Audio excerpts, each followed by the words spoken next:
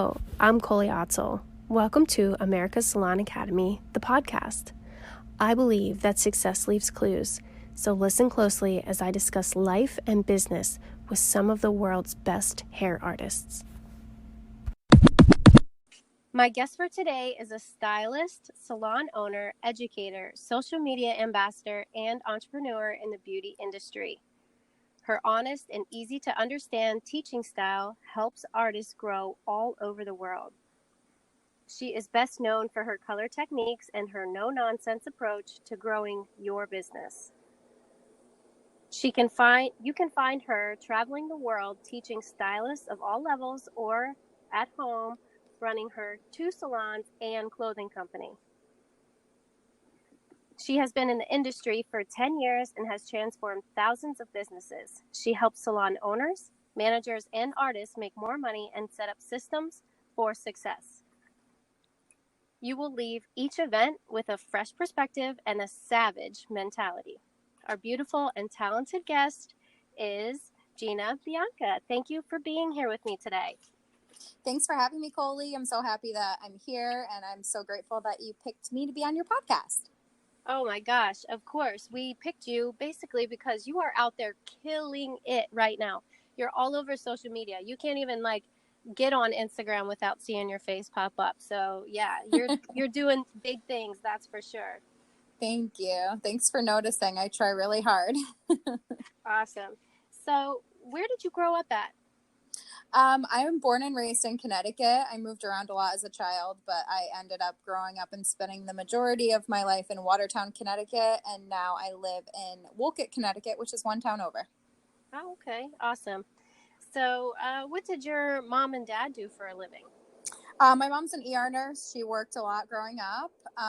She's definitely where I get my work ethic from, Okay. And dad's not in the picture. Oh, okay. So that's awesome that you had a mom to really show you how to stay disciplined and work hard, right, towards your goals. Literally owe everything to her. Oh, that's awesome. So what did you do for fun when you were growing up? It's interesting that you asked me that because I was talking with one of my mentors and one of my friends, Mary from Behind the Chair, and she she's going through this whole transformative phase in her life, and I'm lucky enough for her to share some of that with me. Right. And I shared with her I was feeling really overworked, really crazy, and I don't have any hobbies and I don't have a lot of fun, and I'm like, right. I just wish I knew what my hobbies were. And she told me, she was like, you need to focus on things that you love to do when you were a child, which is so funny that you asked that because yeah.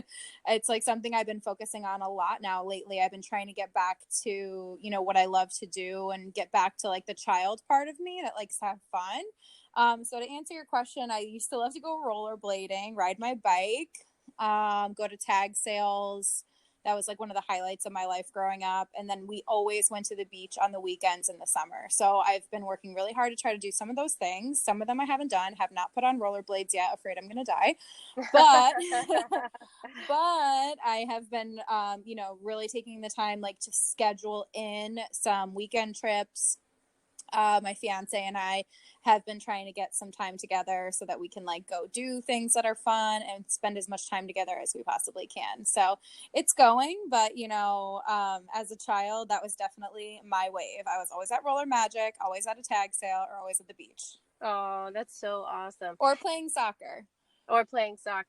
See, that is funny because anytime that you do go back to childlike ways, you have this silly thing that comes over you and you just feel like you're right back at 10 or 12 years old all over again. And then you're just having so much fun that you're not even thinking about. So yeah, I love that. Same thing with dancing. I'm not a huge dancer, but man, when you shake your ass or when you're dancing, your face just lights up for some reason, So yeah, I totally get that.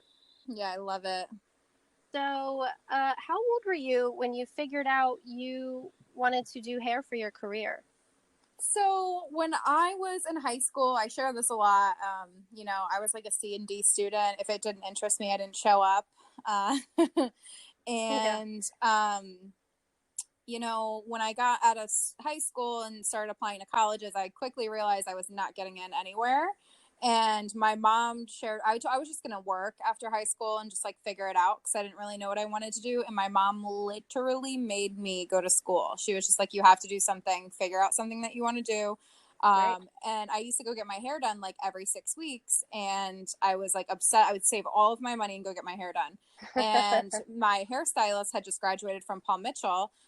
She is actually on Instagram and I follow her and I always talk about her page. We're not really like friends in real life, Yeah. but I always talk about her page because she's so consistent and so good. But it's colored by Caitlin. Okay. And she worked at the first salon that I got my hair done. Well, one of the salons I got my hair done at, and she had just graduated Paul Mitchell, and I just saw how like excited and like she convinced me pretty much to go. Her and the salon owner were just like, you should do hair, like this is something that's like amazing, like it's huge right now. And I was just like, I'm going to do hair. So I went to the Paul Mitchell school, did a tour, and I like fell in love with the culture of it because I'd never been part of a culture. I kind of was just like always doing my own thing and kind of hanging out with the wrong people. And, Yeah. I was just like a high school or like a kid, whatever.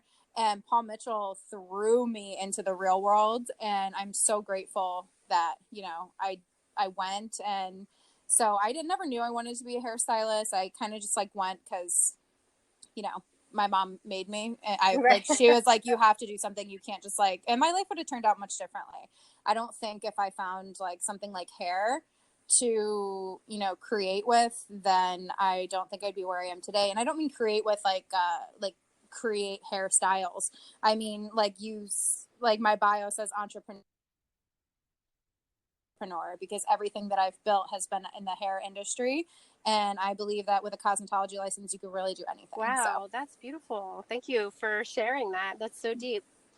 So, it is, it's yeah. true. So that's really inspiring. I mean, if you had to probably think, what else would you do for a career? I mean, like, just give me a random idea. Like, what would it be if you had to choose something else? I would plan events. Okay.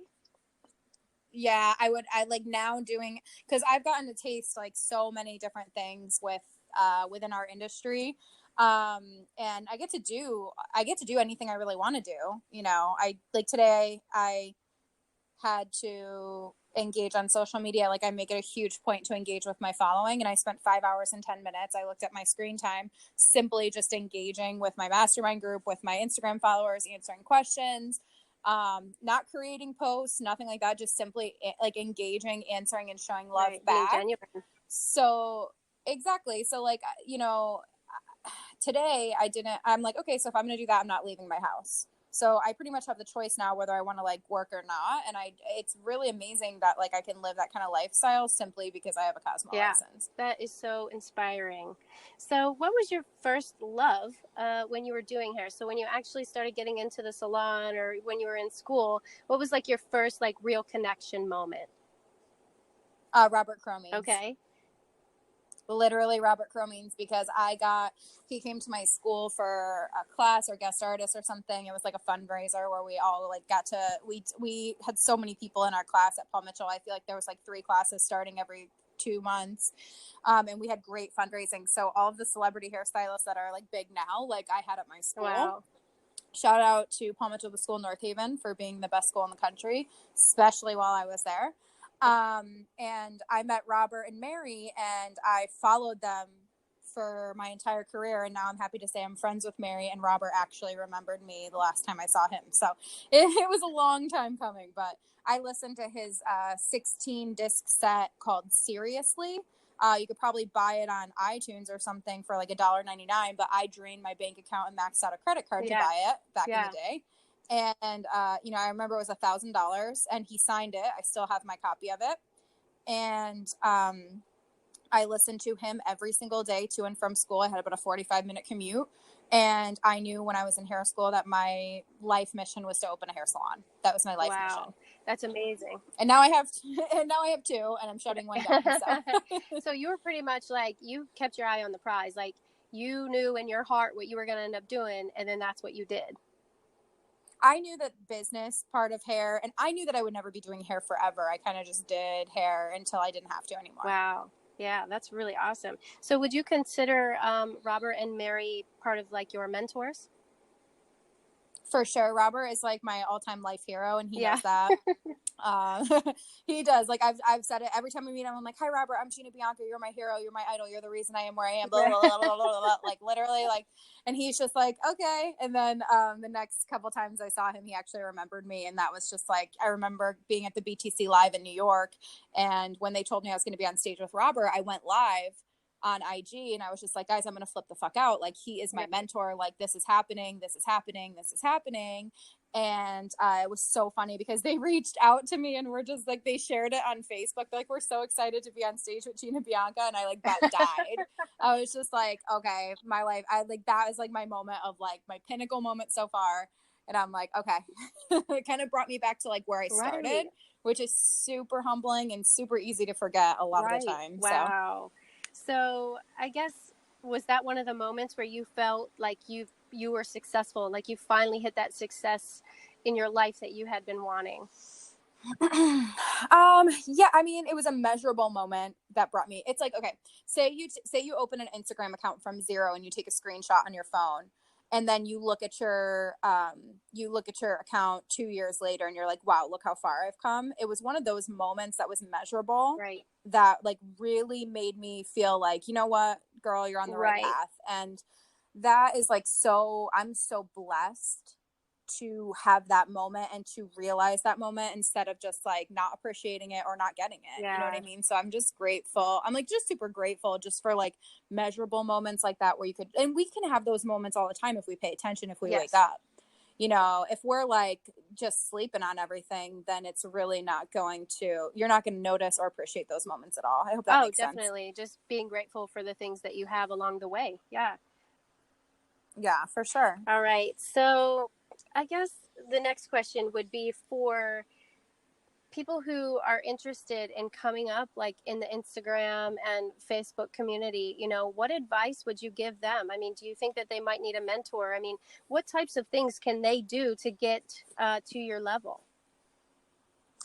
To my level, I would say, you know, people are just finding out about me now, and it's so funny because it's like, okay, I've been doing this for like 10 years. Like my Instagram handle, The Hair Doctor, I made on Twitter first, and it was on my business cards while I was in hair school, and it said color specialist when I didn't even know how to put a fucking foil in someone's hair. So like, I've been doing this, and I've been doing what I've been doing for a really long time. It's just now people are noticing. So I think that people need to like understand that things don't just happen overnight. Like, there are no such thing as an overnight success. It's kind of just like, you know, finally people will pay attention. You know, it's like with actors, artists, singers, you know, singing on the street for coins, and then all of a sudden they're Post Malone or something. Do you know what I mean? Like, it's like, you know, things happen and everyone always sees like the surface. They always see like what's above the surface, like an iceberg. You know what I mean? Like, you see what's above the surface, but you don't see what's behind it. So my advice to somebody who wanted to have a big Facebook, Instagram, whatever following is starting from zero sucks, but everyone starts from zero. I think don't feel sorry for yourself. I think track your progress. I think you have to find who you're talking to and add massive value. You have to make yourself valuable in the marketplace. You know, I'm extremely valuable in the marketplace because I have an audience that trusts me. I don't bullshit them. And, you know, if I talk about something, because I don't talk about a lot of stuff, especially sponsored stuff, if I'm talking about it, then it has to be good or else I wouldn't bother talking about it. It's like that trust factor. So building, like, everybody wants to be an influencer. Everyone wants to be an educator. Everyone wants to be a salon owner. Everybody wants to do all of these things. However, it's not something that happens overnight. You have to, you know, really hone in on your audience and you have to add value. It's something that I've been doing for so long. I've been literally just building credibility for years. And finally, my audience is woke. And it was slow. I had people who were believing in me from afar 5 years ago, but that was like 5 people. And then all of a sudden it's like 10 people. And then all of a sudden it's like 20 people.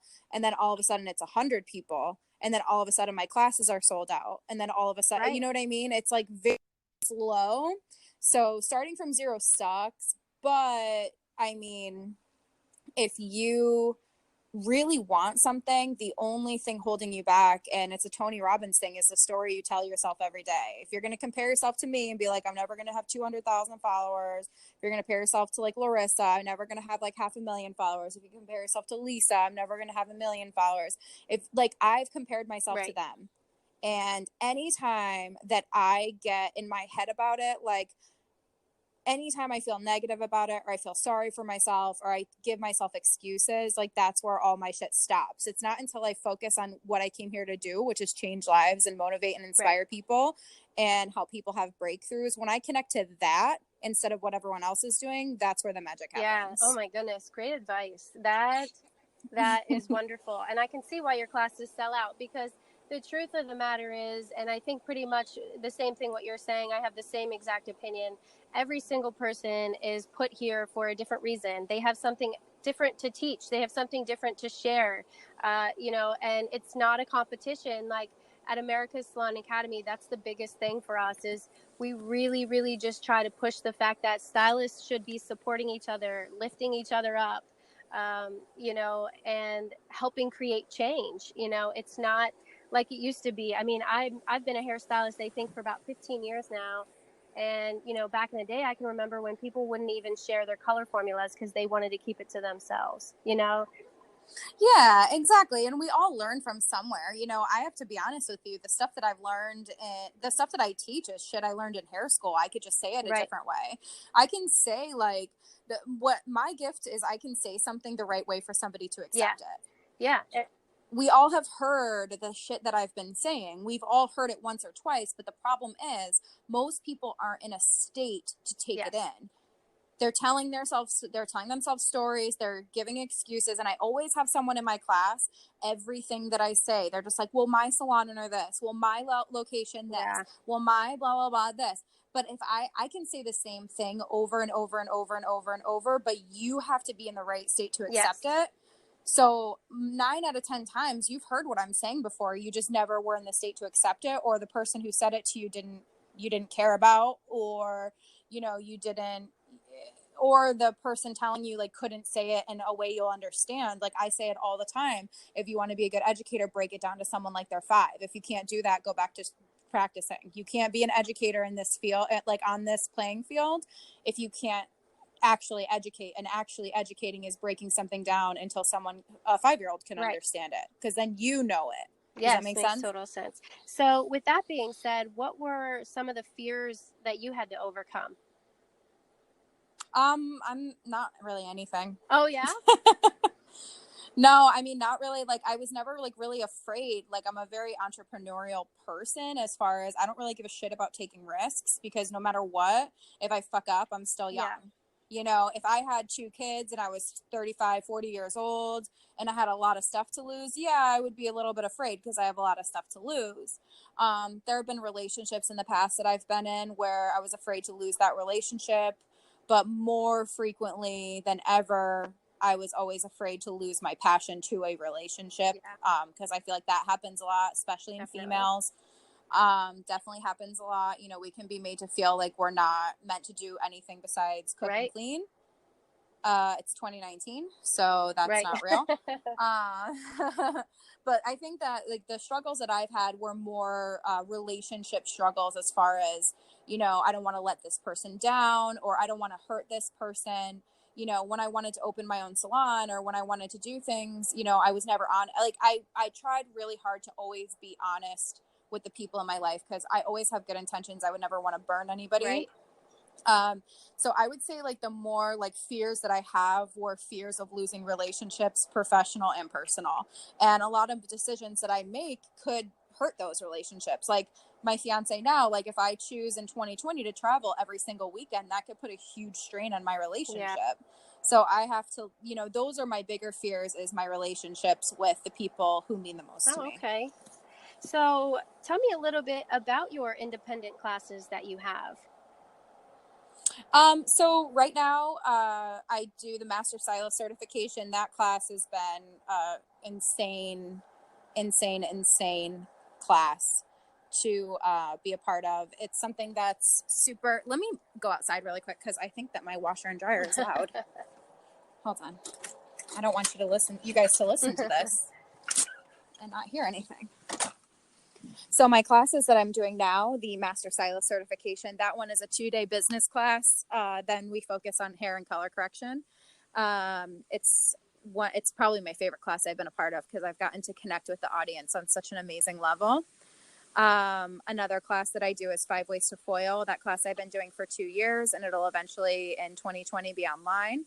I do Melting into Fall. That's another color correction class, and Going Darker class, which is amazing. That'll be online soon. But what I'm most passionate about right now is definitely my mastermind group. That's our online education, and it's based on Facebook. So basically members can pay $20 a month and they get tons of technical, tons of business content, tons of social media content.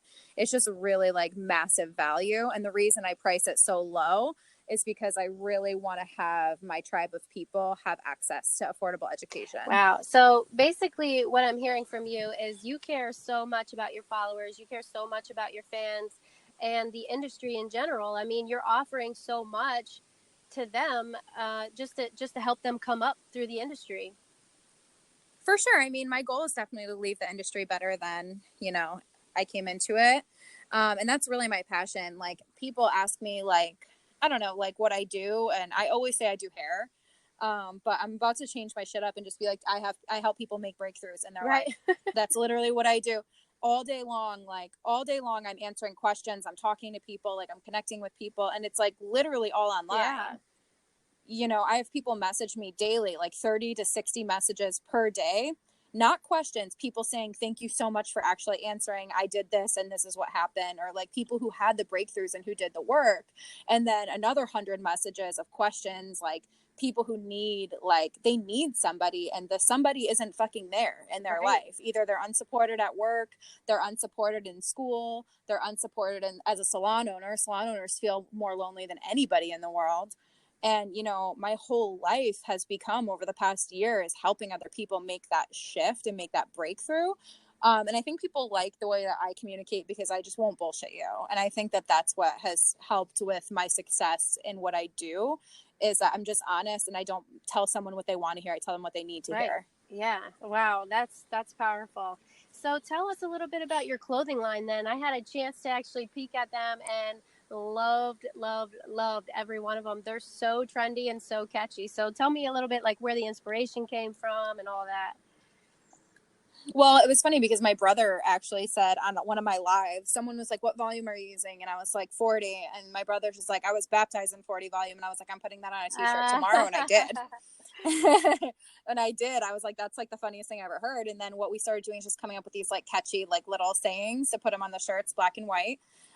We've been testing out a couple things to see what our audience likes, and they love the black and white. They love the tank top. So we're going to just stick in that area for a while. But the tank tops, they're like super affordable. They're $24.99 with free shipping. We know you're going to destroy them at work. Right. So we want to make it our goal is going to be to, have a lot of them coming out so you can just like always grab them and, really just like wear your passion every day. And it's like funny, like hairstyle stuff. So we have like a bunch of new ones. We just had a new launch come out, and then we have another new launch coming out. We want to have a lot of options for people. And then a huge part of it, and it's Elevated Artist Co. A huge part of it is body positivity, and it's very difficult to do this. And anyone who does clothes knows this. We offer sizes extra small to 4X. Oh, wow. So we really try to have something for everybody. And that was why, we started with a very few styles. We had trouble with inventory in the beginning. We made some mistakes with like stepping out of our niche too soon. And just that learning process of like, just doing it and just taking the risk, and really just trying to figure out what people like. But one of the big things for me is Elevated Artist is just something for any hairstylist and for any size. That's like huge for me. Oh, wow. That is so cool. I love that. Yeah, it's like a passion project that's turning into like a nice little business. So it's exciting. So would you say that a lot of your businesses and a lot of the adventures that you've taken, your heart's there, like your full heart's there? Exactly. And I really try to feel, if my heart isn't in it all the way, I just don't do it.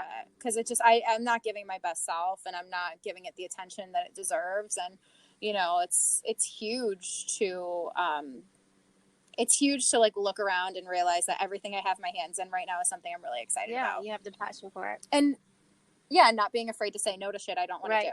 And I think that that's a true testament to like being very clear, you know, just making sure, you know, like we said right in the very beginning, it's like just knowing exactly what you want and just going for that. You know, there's you don't have to please everybody. You know, there's a certain group of people who are looking for exactly what you have and what you have to offer, and I think that you're nailing that down perfectly.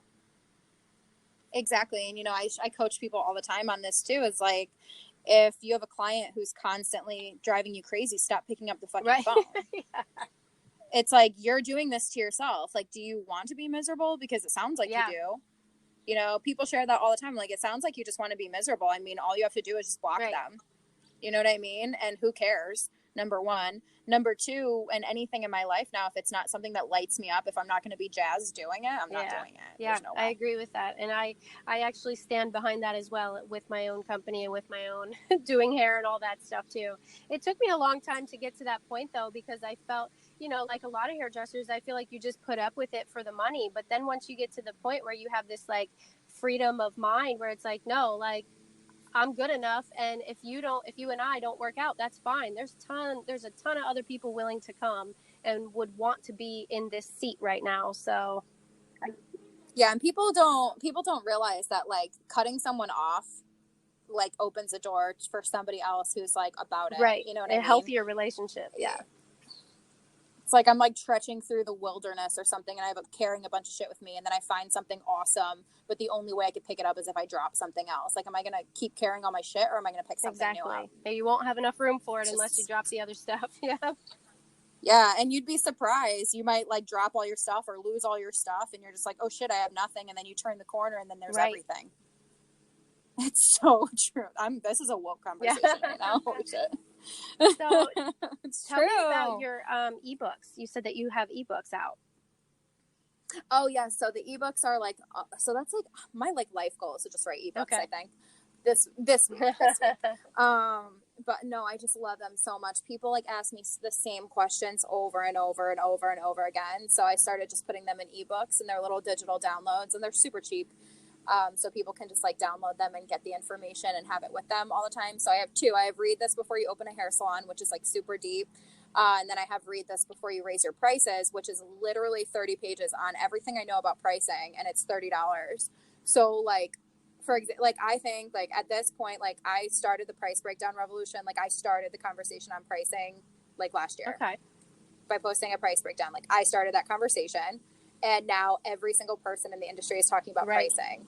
And I think that, and I'm not saying that to sound any type of way, I'm saying it to say like, okay, now that it's in an ebook, it's time to move on and talk about something else, because the general population, if you want to learn about pricing and you haven't taken the steps with all of the resources that you have, then you really just want to complain. Yeah, I'm with you. Yeah. Like you really just want to bitch and moan until someone pays attention to you. So like, I'm like ready to move on to the next step, which is going to be outrageous in 2020. You guys are going to love it. But yeah, now that it's in an ebook, ready to move on. When I did the salon one, ready to move on. And I'm just, anything in when it hits the ebook, that means it's time to evolve. Yeah, definitely.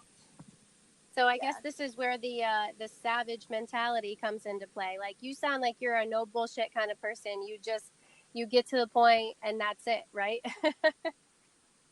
I mean, yeah, like why waste the time? I do coaching calls with people. I just did like a bunch of them today, and I think that's why I'm like really hyped right now, because I did coaching calls all day.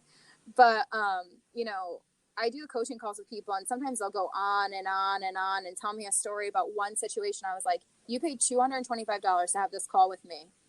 Stop talking about this person. Get them out of your life. What's next? And so many people are like, well, that's all I had to talk about. And I'm just like, you're going to spend $225 to vent to me? Right. No.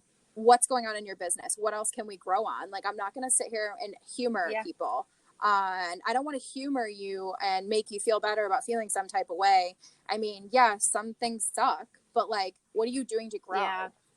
And I'll just be like, I'll just be like, all right, I'll talk to you later. Call me when you have something. Yeah. You know what I mean? Like, I'm not going to sit here and waste your money and time and indulge you on that. And so many people in your life are doing that to you every single day. There's people in your life who will listen to you bitch and moan, and those are the only people the people who listen to you bitch and moan kind of have to. And, you know, that's kind of their job to do. So like your spouse, your mom, your dad, your brother, sister, whoever, like it's their responsibility to listen to you. That's the only reason why they're listening to you.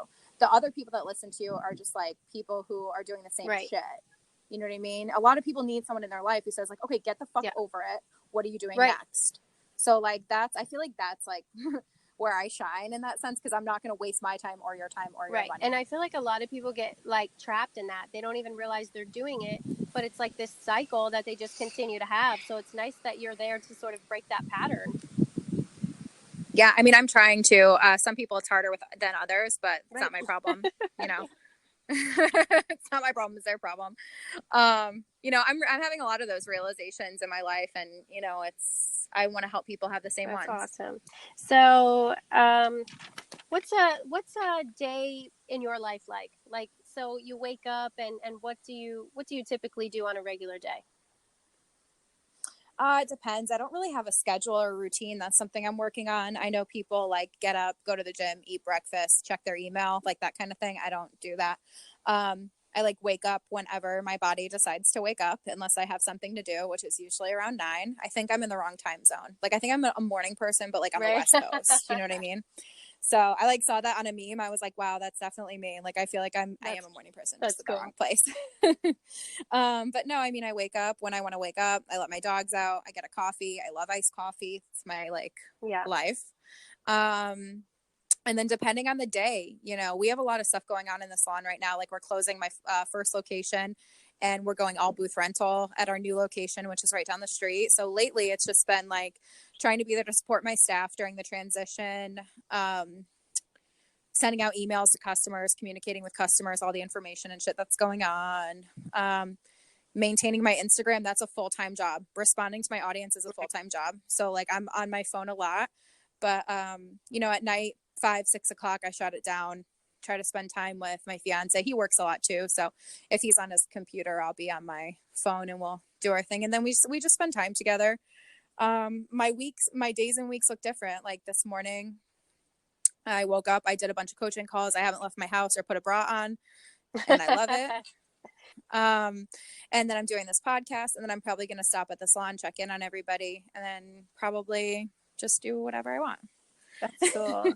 So yeah, and I make the time to do the things that have to be done. Like I have all different projects going on. So like yesterday, the big thing was, okay, we have to get all the new styles online and we have to finish and post the ebook. If we could do those 2 things, we had a good day. So we did those 2 things and we had a good day. So I sort of like live my life in 3s. I wake up and I try to like decide, you know, today I'm grateful for these 3 things. That's the first thing I try to do in the morning. And then what are the 3 main things I need to accomplish today? That's sort of how I like. Exactly. That's like my daily, as soon as I wake up, those are my 3 and 3 that I just go for. Yeah, I love that. That's kind of how I am too. It's just like not in 3s. It's just like I really try to take the time to appreciate like where I live, my puppies, my like I try to reach out to people. Like, I'll reach out to my mom, reach out to my fiance's traveling all the time, or he's at work, and we constantly communicate. And I try to just reach out to people that I love, and then figure out what we're doing for work. So, what do you do to bring calmness or like peace into your life? Watch The Office. That's my favorite show. It's on repeat in my home all the time. I literally could like recite the show word for word. That's how many times I've watched it. But The Office is almost like a meditation for me. It's something that just like is playing in my house all the time. And it's just like in the background. So if I want to go to sleep, I put it on. If I'm like bored or if I'm just like on my phone or like hanging out and just like resting, I put it on. Another thing I've been doing is going to Reiki, which is something that's not very... it's not like something that you wake up and you feel better, like, or you don't get Reiki and then feel better, you feel worse. So I've been trying to like process, you know, a lot of stuff in my life through Reiki, and it's been like a 6-week journey, and medical marijuana has helped me so much with that. And, you know, I really want to open up about that, but I don't know how the world will with take medical it, marijuana. but yeah, I mean, it's something, you know, I'm diagnosed PTSD from owning a business. So I feel like it could help a lot of people, but I'm going to just like kind of test the waters with that. But it has helped me so much. So to bring peace in my life, it's just taking time for myself, processing information, looking at things for what they truly are, and really being appreciative and grateful and noticing the small moments. If that makes sense. Actually, I just did another episode with Wallace Barlow, and we were having somewhat of a conversation like that about just learning to be still and learning to just, appreciate a flower for a flower, and its beautiful colors and things like that. I feel like that's where the work and life balance really comes into play. You really need to take the time in a busy world to just appreciate the small moments. Exactly. And sometimes there's no real such thing as like work-life balance. It's not like it's like a myth, and it's something there to make people feel like shit that they don't have it. So then they try to buy it or figure it out, and then they feel even more like shit. I think work-life balance is really loving what you do and really loving yourself. It's like loving what you do, loving yourself. What can go wrong? Interesting. Like, really, what can go wrong? I don't think anything. I think it's just, and to me, I've always loved what I've done to an extent. Now I love what I do. And over the past few months, I've been really focusing on loving myself. And that's been something that, a combination of Reiki and medicine, and I call it medicine, and it's really helped me see shit for what it really is and calm my stress and give me kind of like a stillness to like really process information and be more creative and slow down. Well, that's great. I mean, to each their own, and if that works for you, then good, then great, Yeah, I think it's something that's truly changed my life, and I can't wait. Like, I've never felt better than I do now, and I just can't wait to see what's next with that. So I know that you're young, but do you think that you'll ever retire from this industry? I'm already retired. That's true. Literally, That's though. true. No, think about it, though. Think about, what does retirement mean? Retirement means you only do the shit that you want to do. That's being retired. So I'm already retired. I only do shit that I want to do. Could it all end at any moment? Sure. But I mean, so this is pretty much your life for the rest of your life, and that's what you want. That's what you're choosing. Yeah. I mean, I'm 27. I want to have kids, and I want to work from home, and I want to connect with my audience, and I want to work when I want to work. And that's just something that, it makes me physically ill to think about working for somebody else. It makes me want to die. I'm with you. Like a pain. It literally makes me want to die. I'd rather die than work for somebody else. And I'm pretty sure that if it was a life or death situation, like, I'm going to die if I have to work for someone else, I'm pretty sure I'm never going to let that happen. So I don't really see So how are you as a boss then with the employees that work for you? I was a good boss. Like, I always had good intentions, and we're shutting down my employee base location because I don't want to be a boss anymore. It's something that, like, I thought that I wanted, and I did it for 5 years, and I learned so much. I had amazing employees. I never have a bad word to say about my employees. It's not them personally. It's just the whole day-to-day stress of what the fuck is going to happen today. Yeah, it's heavy. Like, and as a salon owner, and then like the losses, like losing people that you invest a lot in. And I'm not talking about money, I'm talking about emotion. Like, you invest. I feel like salon owners need to be like, not cutthroat, but you cannot have emotion. Like, you can like care about your people, but you have to like not have emotion, or else you're just going to be hurt your entire life. And there's like maybe 1 in 100 salon owners who love it, and they don't mind the downs because the ups are so great. And I think that those people are such special people. And I will never, I was a salon owner. I'm a booth rental salon owner, so I consider myself more of a landlord now. But being a salon owner is not easy. It's not a natural next step. A lot of people think because they're busy behind the chair that it's the natural next step. It's a completely different playing field. And I feel like I've graduated from stylist to salon owner. I was on a whole new playing field with whole new problems and whole new issues.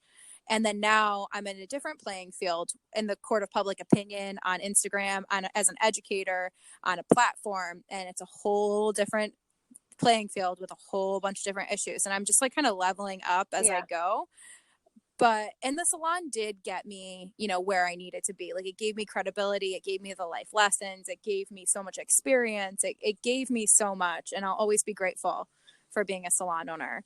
But as far as being a boss, I held on to resentment for a really long time. I wasn't always, I never would ever consider myself a toxic person ever. Like, I would never describe myself as that. However, with my medicine, I'm starting to look at shit for what it really is.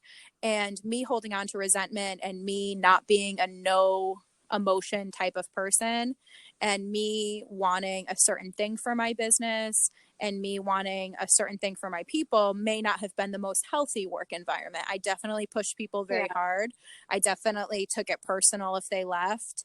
I definitely could have been better. And will I make those mistakes again in the future? You bet your fucking ass I won't. Because that's what that whole part of my life was there to teach me.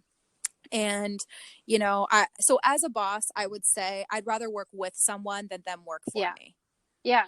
So, as a boss, I try to be understanding. I always have, I'm like a nice person, I always want the best for everyone in my life. I would never have bad intentions for somebody. That's just not who I am. I'm just not that person. So as far as, was I a good boss or how was it working for me? I would say mostly good. And I think that little pieces of my leadership could have been toxic just because I'm a human fucking being. Yeah. And I'm growing. And you don't know what you don't know, until you start seeing shit for what it really is. Exactly. Possibly the most powerful thing someone can get from this podcast is look at shit for what it truly is. Not what you want to see, not what you feel. Look at it for what it is.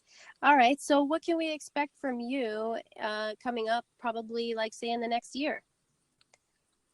Well, the podcast is going to be huge. So we'll be podcast buddies. That's awesome. The podcast will be huge. That's coming out in September. My mastermind group, that group is like my pride and joy right now. I put so much time into it and I really care about the people in it. And I just want to see it live on forever. And I want to see it change lives.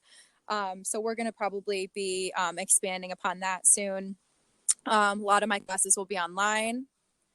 And I will be traveling to the hair shows in 2020. I usually don't like hair shows, but I will be at all of them because I'm having too much FOMO. So I'll be at the shows. You'll probably see us there. My best friend, Josh. My best friend Joshua and I, it's Mr. J. Ladner. That's his handle. We're going on tour in 2020 for our Brace for Impact tour, which is, going to be a huge event. It's going to be awesome. That is really cool. And that class is more for fast blonding and then the emotional side of beauty, which is the most important part. Yeah. Well, we're going to have to reach out to your favorite guy there. He's also all over the place. And so we would love to reach out to him and get him on this podcast as well.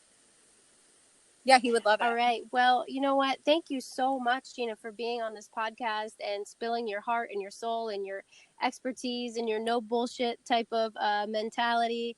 I really appreciate you very much. And, time is so valuable. So thank you so much for sharing your time with us today. Yes, it was my pleasure. And thank you so much for having me. For more salon and business education, visit americassalonacademy.com.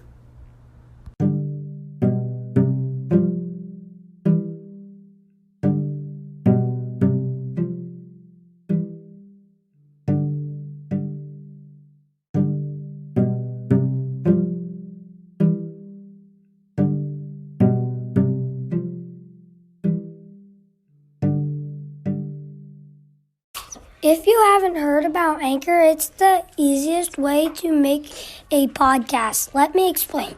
It's free. There's creation tools that allow you to record and edit your podcast right from your phone or computer.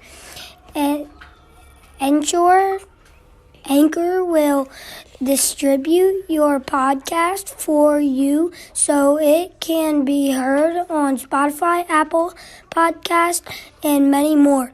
You can make money for your podcast with minimum listenership. It's everything you need to make a podcast in one place. Download the free Anchor app. Or go to anchor.fm to get started.